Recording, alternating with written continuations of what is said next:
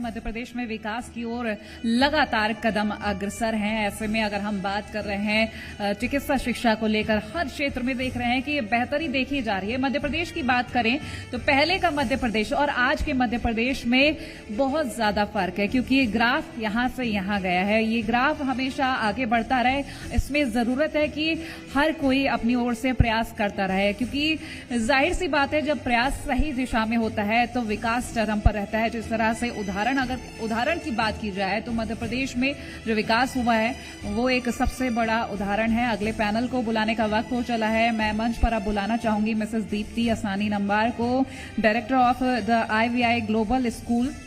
इनके लिए जोरदार तालियां हो जाएं।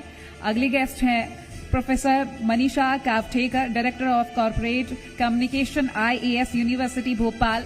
जोरदार तालियां हो जाएं दोनों के लिए, क्योंकि देखिए अगले हम सवालों की बात करेंगे और उनके जवाबों को जानने की कोशिश करेंगे, क्योंकि देखिए लगातार हम जब बात कर रहे हैं शिक्षा के क्षेत्र को लेकर तो ऐसे में जरूरत है कि हम उस ओर प्रयास भी करें, तभी ये संभव हो पाता है।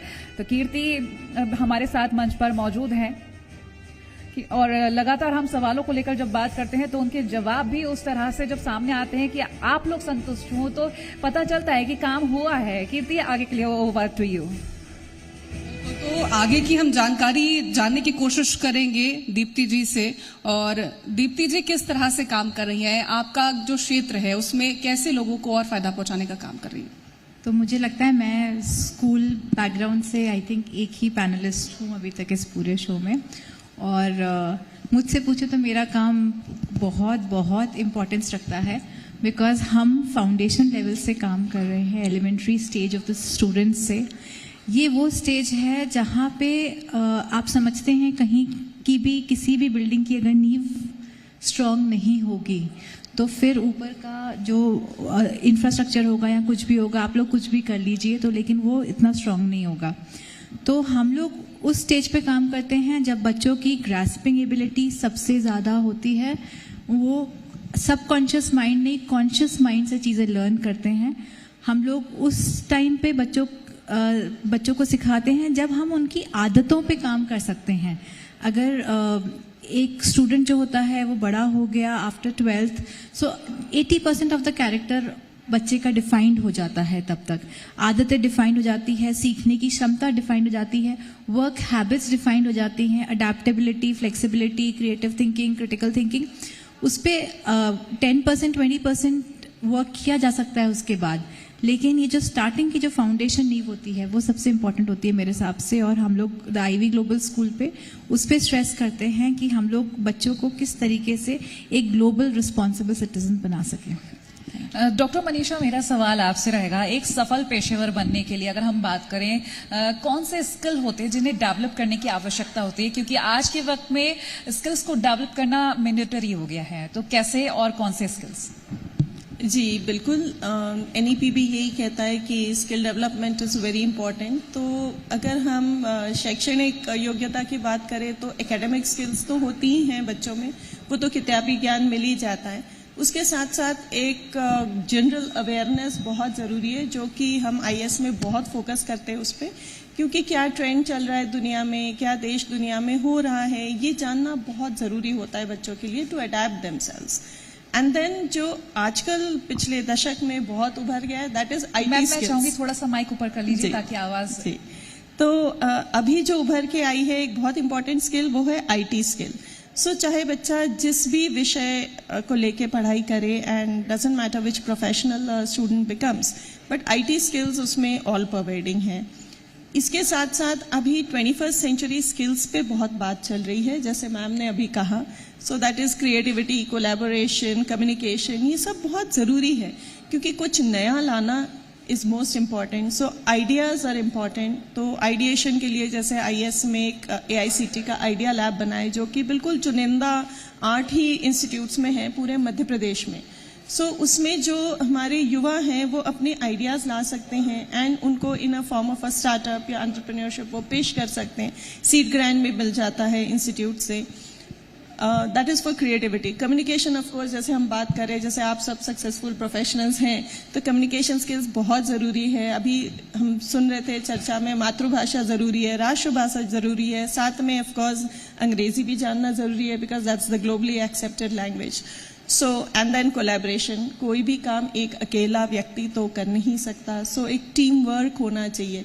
तो ये सारी स्किल्स जो है दे आर वेरी नेसेसरी, और इसी से बच्चे को जो है सक्सेस मिलती है आगे चल के करियर में.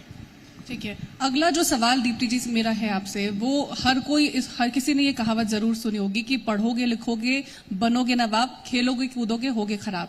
इस पर अभी ताजा दृष्टिकोण क्या है? क्योंकि जब हमारे टाइम पर था तब तो सिर्फ यही सटीक बैठता था कि हाँ पढ़ोगे तभी कुछ अच्छा कर पाओगे.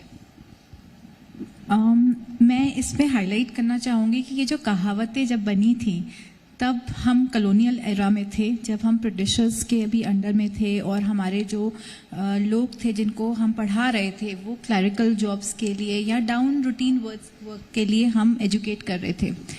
अब इंडिया जिस एरा में है, the kind of innovation that is happening, unicorns पहले 100 यूनिकॉर्न्स कंट्री के जब अनाउंस कर गए हैं, तो अब education has to change and the perspective जो पेरेंट्स का है, टीचर्स का है, बच्चों का है, वो चीज़ों के लिए चेंज होना पड़ेगा. स्पोर्ट्स हमारे द आईवी ग्लोबल स्कूल में इज़ नॉट अ को करिकुलर, हमारे लिए वो कोर करिकुलम है. स्पोर्ट्स के जो फायदे हैं वो सिर्फ फिजिकल एडवांटेज नहीं है, it is a mental wellbeing also. आप ग्राउंड्स पे देखेंगे, बच्चों को खेलते हुए देखेंगे तो वो बहुत सारी चीज़ें सीख जाते हैं जो हम रियलाइज भी नहीं करते. Leadership skills, collaboration, team work, ये सब मैम ने भी जैसे बोला कि 21st सेंचुरी स्किल्स हैं, तो ये ग्राउंड पे खेल खेल के ही बच्चा सीख जाता है. तो स्पोर्ट्स को हम as a very important part of हमारे एकेडमिक्स देखते हैं. और हमारे स्कूल में हम लोगों ने state of art badminton, indoor badminton court है, वॉलीबॉल कोर्ट है, बास्केटबॉल कोर्ट है, फुटबॉल है, क्रिकेट है, लॉन टेनिस, स्केटिंग, सबके लिए हम बच्चों को बहुत प्रोत्साहित करते हैं. और एक और बात मैं यहाँ बताना चाहूँगी, बहुत सारे स्पोर्ट्समैन आगे बढ़ना चाहते हैं, लेकिन उनको स्कूल की तरफ से सपोर्ट चाहिए होता है. कभी कभी वो रेगुलर क्लासेस नहीं अटेंड कर पाते, एग्जाम नहीं दे पाते. तो as a school we are a school with lot of heart. अगर बच्चे को स्पोर्ट्स में जाना है तो हम उनको पूरा सपोर्ट उसके लिए प्रोवाइड करते हैं. सो that is what the kind of thing. And parents से मेरी एक रिक्वेस्ट है कि अगर आपका बच्चा स्पोर्ट्स में अच्छा कर रहा है तो आप बिल्कुल निश्चिंत हो जाइए, वो कभी भी बुरी आदतों में नहीं जाएगा, बैड संगत में नहीं जाएगा, उसका पूरा फोकस टुवर्ड्स हेल्थ रहेगा. तो ये बहुत फायदेमंद है और स्पोर्ट्स को बहुत इनकरेज करना चाहिए हमारी कंट्री में अब से. बिल्कुल, क्योंकि ये पुरानी कहावत तो थी कि पढ़ोगे लिखोगे तो बनोगे नवाब, खेलोगे कूदोगे तो होगे खराब. इस कहावत को काफी ज्यादा बदल दिया गया है. अब खेलोगे कूदोगे तो भी बन सकते हो नवाब. मनीषा जी, मैं आपकी ओर आना चाहूंगी. हम जब शैक्षणिक संस्थानों की बात करते हैं तो कुछ एक्टिविटीज आयोजित की जाती हैं बच्चों के लिए, छात्रों के लिए. ये कितना हेल्पफुल होती है, कितना इंपॉर्टेंट होती है छात्रों के विकास के लिए? जी बिल्कुल, अभी एजुकेशन काफ़ी चेंज हो चुका है. जैसे मैम बता रही थी, स्कूल्स में तो एक्टिविटीज़ बहुत ज़रूरी हो गई हैं, बट आजकल इवन हायर एजुकेशन में बहुत एक्टिविटीज़ होती हैं. Basically it's a kind of role play, कि जो बच्चे को हम सिखाना चाहते हैं, जैसे ऑर्गेनाइजेशन स्किल्स है, लीडरशिप स्किल्स हैं, एंड टीम वर्क है, डिसिप्लिन है, अनुशासन है, ये सब चीज़ें एक्टिविटी करते करते ही बच्चे को आ जाती हैं. प्लस उसके साथ साथ इंटर्नशिप्स हैं, क्योंकि सडनली अगर हम बच्चे को बोलें कि अब आपकी डिग्री कंप्लीट हो गई है, अब आप जाइए नौकरी करिए, तो बच्चा अडेप्ट नहीं हो पाता. तो उसके लिए ये जो इवेंट्स एंड एक्टिविटीज़ हैं, ये धीरे धीरे, ये रोल प्लेज हैं, मॉकअप्स हैं, इन सब से बच्चा जो है वो प्रिपेयर हो जाता है एंड वो बहुत कुछ सीखता है इन द प्रोसेस. साथ ही हर सेमेस्टर में इंटर्नशिप्स होती हैं. सो इंटर्नशिप में भी 1 हफ्ते की हो सकती है, 2 हफ्ते की, 3 महीने की. बट जब वो एक्चुअली जाके काम करते हैं तो फिर उन्हें बहुत सारी चीज़ें सीखने को मिलती है जो सिर्फ किताबी ज्ञान में नहीं मिल सकती.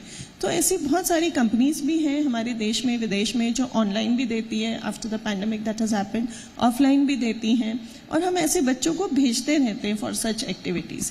इवन जो इवेंट्स ऑर्गेनाइज होते हैं, फॉर एग्जांपल अभी लेटेस्ट जैसे एनवायरनमेंट डे था, राइट, मंडे को. सो वहाँ पे बच्चों ने वॉलंटियर किया विद WWF, जो वर्ल्ड वाइल्ड लाइफ फंड है. मिशन लाइफ प्रोग्राम है प्रधानमंत्री जी का, उसमें वॉलंटियर करते हैं. इसके अलावा जैसे मैम बता रही हैं, हमारा भी IAS का भी स्कूल है। सो अगर हमारे पास मल्टी डिसिप्लिनरी यूनिवर्सिटी में जैसे एग्रीकल्चर डिपार्टमेंट है, तो वहाँ के स्टूडेंट्स स्कूल के छोटे बच्चों को एग्रीकल्चर स्किल्स सिखाते हैं, छोटे छोटे चीज़ें कि जो वो घर में एक्चुअली कर सकते हैं, you know, give them plants as gift and tell them to nurture them, ऐसी टाइप की चीज़ें हैं। फिर हॉस्पिटैलिटी डिपार्टमेंट है, तो वहाँ के बच्चे वहाँ जाके एक आई शेफ कंपटीशन होता है छोटे बच्चों का, जिसमें वो जो जितना बना सकते हैं, जैसे सैलड्स हैं, सैंडविचेस हैं, फायरलेस कुकिंग है, ऐसी चीज़ें करते हैं। तो वो जो हमारे हॉस्पिटैलिटी के स्टूडेंट्स और फैकल्टीज़ हैं, वो ये स्किल्स सिखाते हैं। तो एक्चुअली ये जो स्किल्स हैं, ये रोज़मर्रा की ज़िंदगी में बच्चों के काम आते हैं। तो हम स्कूल में भी एज अ हॉलीडे होमवर्क भी हम पेरेंट्स को असेस करने के लिए देते हैं कि आज बच्चे ने घर में क्या क्या काम किया। So that's the reason I would say ये एक्टिविटीज़ एंड इवेंट्स बहुत इंपॉर्टेंट है, उससे उनको प्रोत्साहन मिलता है और आगे ज़िंदगी के लिए बहुत कुछ वो सीखते हैं। अगला सवाल ये है मेरा कि आजकल हमने देखा है कि पेरेंट्स जो हैं वो चाहते हैं कि जल्दी जल्दी जो बच्चा है वो स्कूल पास आउट कर ले और उसके बाद अपना करियर शुरू कर दे, और इस वजह से कई जो बेस स्कूल होते हैं, बेस क्लासेस होती है, वो स्किप करने की टेंडेंसी आजकल आ गई है कि बच्चा 4 साल का हुआ सीधे LKG में एडमिशन होना चाहिए। इसको कैसे देखते हैं, इस प्रोसेस को? So ma'am, as a academician educators last 7-8 years से जब मैं काम कर रही हूँ छोटे बच्चों के साथ throughout from nursery to grade 12th, हर एक ग्रेड का माइलस्टोन है जो नई शिक्षा नीति ने बहुत ही क्लियरली डिफाइन किया है, और वो जो चीज़ 1 साल में जो हमें अचीव करते हैं बच्चे को, वो हम स्किप नहीं कर सकते। ये कोविड टाइम्स के बाद बहुत सारे पेरेंट्स आए, उनका ये था बच्चे ने नर्सरी प्रेप 1 प्रेप 2 नहीं अटेंड किया, सीधे ग्रेड 1 में। आई थिंक एक एज अप्रोप्रिएट इम्पॉर्टेंट होता है, लेकिन वो हर ग्रेड का इम्पॉर्टेंस अपना होता है। जैसे द आईवी ग्लोबल स्कूल में हमारे पास शिक्षकों पे हम बहुत इम्पोर्टेंस देते हैं, स्पेशली छोटे ग्रेड के शिक्षक। हम लोग बोलते हैं कि we have lot of heart. जब बच्चा आएगा कहीं सीखने के लिए, उसको वेलकम लगेगा, उसको वार्म लगेगा, उसको पढ़ने में मज़ा आएगा, उसको सुरक्षित फीलिंग आएगी, तब वो अच्छे से सीख पाएगा। तो एक वेल ट्रेन टीचर्स का होना इस ग्रेड्स में बहुत इंपॉर्टेंट है वर्सेस कहीं और, जहाँ पे बच्चा शायद से अपने आप पढ़ के भी सीख सकता है, पर यहाँ के बच्चे अपने आप पढ़ के नहीं सीख सकते। हम at the IV global school एक बहुत यूनिक चीज़ भी करते हैं, हम लोग मल्टीपल इंटेलिजेंस स्क्रीनिंग करते हैं। इस थ्योरी का ये मानना है कि हम सब में कुछ इंट्रिंसिक क्वालिटीज़ हैं। जैसे आप शायद से, मैं आपको कुछ सिखाने की कोशिश करूंगी, आप शायद से सुन के अच्छे से सीखेंगी, मैं देख के अच्छे से सीखूंगी, कोई और शायद से हैंड्स ऑन एक्टिविटीज से अच्छे से सीखेगा। हर एक कंसेप्ट जो क्लास में पढ़ाया जाता है, उसमें हम कोशिश करते हैं कि जितनी भी 7 मल्टीपल इंटेलिजेंस हो वो हम कवर करें, ताकि हर एक बच्चा जो क्लास में होता है वो उससे सीख पाए और कहीं पे भी लेफ्ट बिहाइंड वाला ऐसा नहीं रह जाए कि मुझे नहीं समझ में आ रहा है, मुझे मज़ा नहीं आ रहा। छोटी क्लासेस में एक और बहुत इम्पॉर्टेंट जो चीज़ होती है वो होता है कि हर बच्चे को अटेंशन चाहिए होता है। आप बहुत क्लासेस को क्राउड नहीं कर सकते हैं, आपको टीचर स्टूडेंट रेशियो का बहुत ध्यान रखना पड़ता है। कभी कभी क्या होता है, कुछ बच्चे को कुछ चीज़ों में सीखने में मुश्किल होती है। जैसे हम बोलते हैं बॉयंसी लॉ 6th ग्रेड में बच्चे को नहीं समझ में आ रहा, तो क्या उसको फ्लोटिंग और सिंकिंग वाला कंसेप्ट KG 2 में समझ में आया था? और अगर नहीं समझ में आया था तो वहीं पे किसी ने क्यों नहीं उसको हेल्प किया और पॉइंट आउट क्यों नहीं किया? तो वो एक पर्सनलाइज अटेंशन जो बच्चों को चाहिए होता है। तो आई थिंक एक वेल ट्रेन्ड शिक्षकों का इसमें बहुत बड़ा हाथ होता है, छोटी ग्रेड्स में स्पेशली, जहाँ पे हमारे जब हमारा व्यू ही चेंज हो जाए और हम ये नहीं बोलें कि हाई ग्रेड्स इन हाई क्लास। हम 10th क्लास में क्यों रियलाइज किया कि हमारे बच्चे को लाइट नहीं समझ में आ रहा, या इलेक्ट्रिसिटी नहीं समझ में आ रहा, या मैग्नेटिज्म नहीं समझ में आ रहा? कहीं ना कहीं वो बेसिक से ही बच्चा पीछे हो गया और किसी ने नोट नहीं किया। तो वो बहुत इंपॉर्टेंट है कि हर एक बच्चे को उसका बैंडविड्थ मिले, टीचर का भी वो अटेंशन मिले, और जहाँ पे भी कोई भी गैप्स रह जाते हैं एकेडमिक्स में या कुछ भी समझ में, उसको बाद में उसमें वो बाद में अटेंड किया जाए, बच्चों को बाद में सैटरडेज को या बिफोर द क्लासेस या आफ्टर द क्लासेस बुलाया जाए और वो गैप्स हम क्लोज करते जाएं, ताकि हर बच्चे का हर कंसेप्ट छोटी क्लासेस से ही क्लियर रहे। वो बहुत इंपॉर्टेंट। मनीषा जी, मेरा सवाल आपसे रहेगा, चूंकि आत्मनिर्भर भारत, आत्मनिर्भर मध्य प्रदेश, आत्मनिर्भर छात्र, जब हम छात्रों को आत्मनिर्भर बनाने की बात करते हैं तो संस्थानों में किस तरह से कदम उठा रहे हैं, किस और कदम बढ़ाए जा रहे हैं? जी ये तो बहुत ही ज़रूरी है। There are like TNP cell जो करियर डेवलपमेंट सेल है, उसमें बहुत सारी ट्रेनिंग्स होती हैं, जैसे logical skill, analytical skill, communication skills, इस पे बहुत काम किया जाता है। बट इसके साथ साथ like I was talking of the AICT idea lab, तो ये AICT ही स्पॉन्सर करते हैं ये लैब्स, और ये कुछ चुनिंदा करीब 100 के करीब इंस्टीट्यूट है पूरे देश भर में, और 8 ही है मध्य प्रदेश में जिनको ये मिला है। तो इसके थ्रू बच्चे जो है वो खुद कुछ अपनी आइडियाज़ डेवलप करते हैं। इंस्टीट्यूट भी उनको सीड कैपिटल दे देता है for promoting startups. And I would be very proud to say हमारे एक बहुत पुराने छात्र हैं जो कि सीहोर जैसी छोटी जगह में he is running a multinational company of his own. तो वो खुद कितने लोगों को रोजगार दे रहे हैं, इतने अच्छे से अपना एंटरप्रेन्योरशिप मॉडल उनने डेवलप किया है। सो हमारे पास एलमनाई होते हैं, वो भी वापस आते हैं बच्चों को सिखाने के लिए, क्योंकि पीयर टू पीयर लर्निंग जिसे हम कहते हैं, स्पेशली बच्चों के पास हम बाहर से एक्सपर्ट्स बुलाएं, तो उसके साथ साथ अगर हम उनके ही सीनियर्स से मिलवाएं जो कि सक्सेसफुल हो चुके हैं, तो वो ज़्यादा इम्पैक्टफुल होता है। So we have these even the entrepreneurship development cell, वहाँ पे भी हम देश के चुनिंदा लोगों को बुलाते हैं जो बहुत सक्सेसफुल हो चुके हैं, उनसे वो सीखते हैं, प्रशिक्षण लेते हैं। IPR पेटेंटिंग टेक्नोलॉजी पे लेक्चर्स होते हैं, बहुत सारे अभी रिसर्च पब्लिकेशंस लिखे जा रहे हैं। फैकल्टी तो लिख ही रही है, साथ साथ स्टूडेंट्स भी लिख रहे हैं, जो उनके प्रोजेक्ट्स बनाते हैं फाइनल ईयर में, वो भी रियल टाइम प्रोजेक्ट्स होते हैं जो एक्चुअली कंपनीज खरीद रही हैं। So even before they get placed with a job, already because of their own projects and their startups, वो already उनका income start हो जाता है। चलिए, बहुत शुक्रिया मनीषा जी और दीप्ति जी, ये महत्वपूर्ण चीजें और बातें हमसे शेयर करने के लिए। तो देखिए, शिक्षा के क्षेत्र में कैसे काम हो रहा है, छात्रों को कैसे आत्मनिर्भर बनाया जा रहा है, ये सभी हमने आपसे शेयर किया। आगे के लिए कीर्ति, ओवर टू यू। तो एजुकेशन एक्सीलेंस कॉन्क्लेव जी मध्य प्रदेश छत्तीसगढ़ की एक खास पहल रही है उन लोगों से चर्चा करने की, उन लोगों से जानने की कि आखिरकार वो शिक्षा के क्षेत्र में कैसे काम कर रहे हैं। और हमारे साथ आज कुछ खास मेहमान जुड़े रहे थे, उनसे हमने जाना है कि चाहे शिक्षा का क्षेत्र हो, चाहे स्वास्थ्य का क्षेत्र हो, उसमें कैसे उन्होंने काम किया है ताकि मध्य प्रदेश को आगे बढ़ाने का काम किया जा सके। आगे भी इसी तरह से सिलसिला जारी रहेगा, लेकिन फिलहाल के लिए इस खास पेशकश में इतना ही। नमस्कार।